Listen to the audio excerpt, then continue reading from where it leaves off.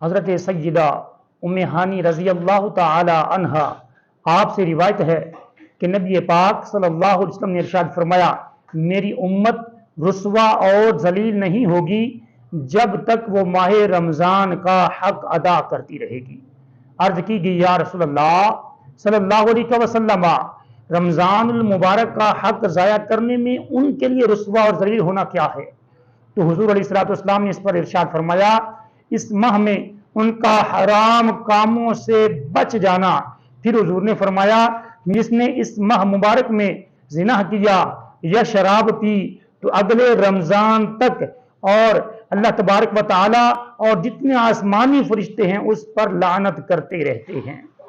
اور پھر اگر یہ شخص اگلے رمضان المبارک سے پہلے مر گیا تو اس کے پاس کوئی ایسی نیکی نہیں ہوگی جو اس کو جہنم کی آگ سے بچا سکے گی۔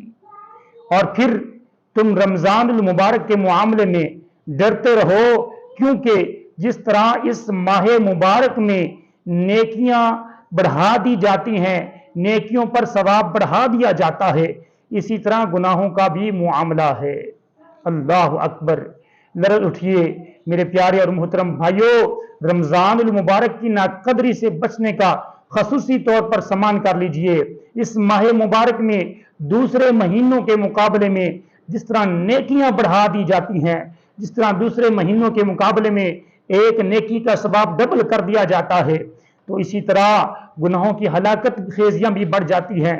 ماہ رمضان المبارک میں شراب پینے والا، زنا کرنے والا ایسا بد نصیب ہے کہ اگر آئندہ رمضان سے پہلے وہ مر گیا تو اس کے پاس کوئی ایسی نیکی نہیں ہوگی جو اس کو جہنم کی آگ سے بچا سکے گی۔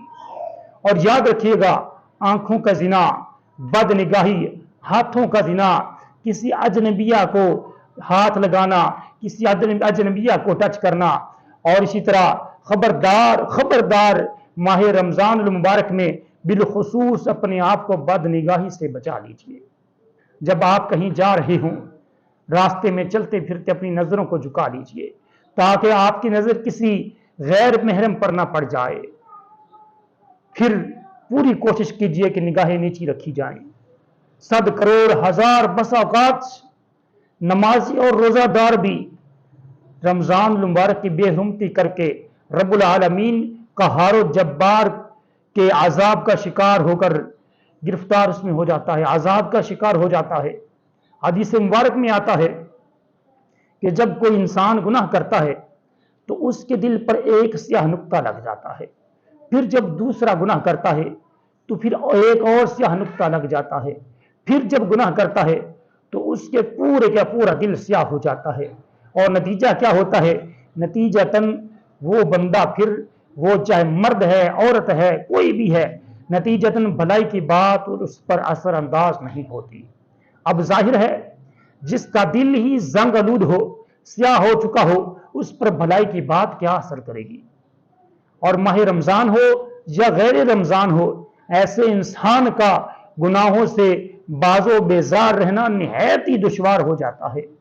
اب جس کا دل ہی سیاہ ہو چکا ہے وہ گناہوں سے کیسے باز رہ سکے گا؟ اور اگر وہ نیکی کی طرف آ بھی جائے تو بس اوقات اس کا جی اس سیاہی کے سبب نیکی میں نہیں لگتا، اور پھر وہ نیکیوں سے بھاگتا ہے۔ وہ محفل میلاد ہو یا مساجد میں کوئی بھی کسی قسم کا اس طرح کا ذکر و اذکار والا سلسلہ ہو یا کوئی بھی نیک کام ہو تو پھر وہ اس سے جی چراتا ہے، اس کا دل ان چیزوں سے بھاگتا ہے۔ اور ماہ رمضان المبارک کی ان گھڑیوں میں بلکہ بس اوقات پوری راتیں ایسا شخص کھیل کود، گانے باجے، فلموں ڈراموں میں گزار دیتا ہے۔ ناظرین و سامعین، اس سیاہی یعنی دل کا جو علاج ہے، جو دل سیاہ ہو چکا ہے، اس کا علاج بہت ضروری ہے، اور اس کا علاج ایک مؤثر ذریعہ پیر کامل بھی ہے، یعنی کسی ایسے بزرگ کے ہاتھ پر ہاتھ دے دیا جائے جو پرہیزگار بھی ہو، متبع سنت بھی ہو، جو شریعت کی پیروی کرنے والا ہو، جس کی زیارت مصطفیٰ صلی اللہ علیہ وسلم اور خدا کی یاد دلائے۔ ناظرین و سامعین، جو صلاۃ و سوگند کا بھی پابند ہو اور جس کی صحبت موت و آخرت کی تیاری کا جذبہ بڑھا دیتی ہو۔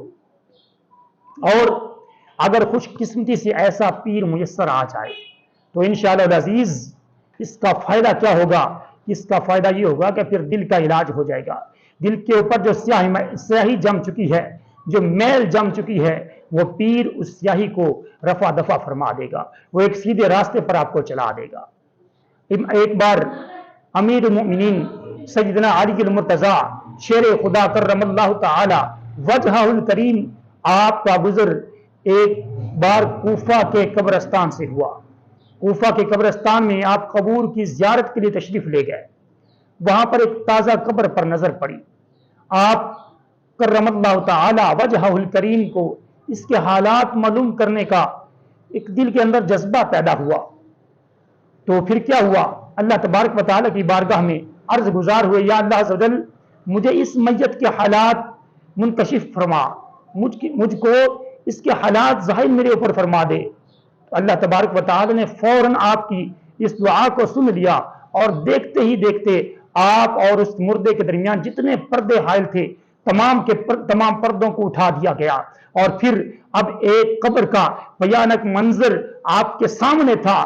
آپ کیا دیکھتے ہیں کہ مردہ آگ کی لپیٹ میں ہے، اور رو رو کر آپ رضی اللہ تعالی عنہ، آپ کرم اللہ تعالی وجہہ الکریم کو فریاد کر رہا ہے، یا علی انا غریق فی النار وحریق فی النار، یعنی یا علی کرم اللہ تعالی وجہہ الکریم، میں آگ میں ڈوب رہا ہوں، میں آگ میں جل رہا ہوں.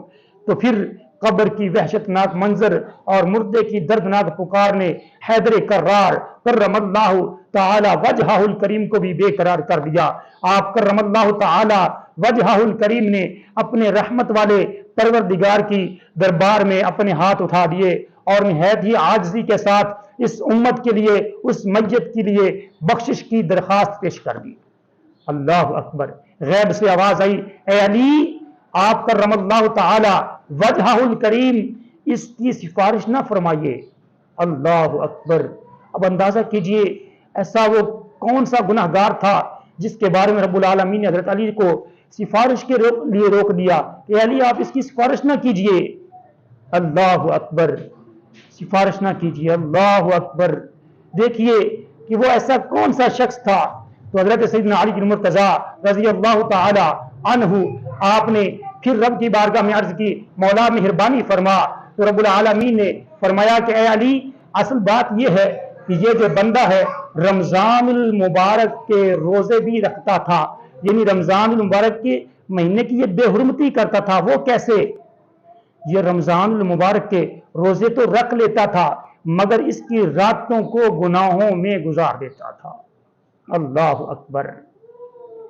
آج ہمارا بھی کچھ حال ایسا ہے، ہم روزہ بھی رکھ رہے ہیں، ہم گناہ بھی کر رہے ہیں، ہماری راتیں، ہماری کروٹیں ہمیں پتا ہے، ہمارا رب جانتا ہے. تو ہمیں بھی اس سے سبق حاصل کرنا چاہیے. تو حضرت علی رضی اللہ تعالی عنہ جب آپ نے سنا کہ یہ دن کو روزہ رکھتا ہے اور راتوں کو اللہ تبارک و تعالیٰ کو ناراض کرنے والے کام کرتا ہے، تو مولا کائنات شیر خدا کرم اللہ تعالی وجہہ الکریم یہ سن کر اور بھی رنجیدہ ہو گئے، اور سجدہ کر کے رب کی بارگاہ میں عرض کرنے لگے، یا اللہ عز و جل میری لاج اب تیرے ہاتھ میں ہے. اس تیرے بندے نے بڑی امید کے ساتھ مجھے پکارا ہے، مولا اب مہربانی فرما، مجھے اس کے سامنے رسوا نہ کر اور اس کی بے بسی پر رحم فرما، اس بیچارے کو بخش دے. علی المرتضیٰ رو رو کر مناجات کر رہے ہیں. اللہ تبارک و تعالیٰ کا رحمت جوش میں آیا، اللہ کی رحمت جو ہے وہ جوش میں آ گئی، دریائے رحمت جوش میں آ گیا. اور پھر جب حضرت سیدنا علی المرتضیٰ نے عرض کی تو اللہ رب العزت نے فرمایا، اے علی میں تیری شکستہ دلی کے سبب اس کو بخش رہا ہوں. چنانچہ اس مردے کو عذاب سے محفوظ کر دیا گیا، اس مردے سے عذاب کو اٹھا لیا گیا. اس ویڈیو کو لائک اور شیئر کریں.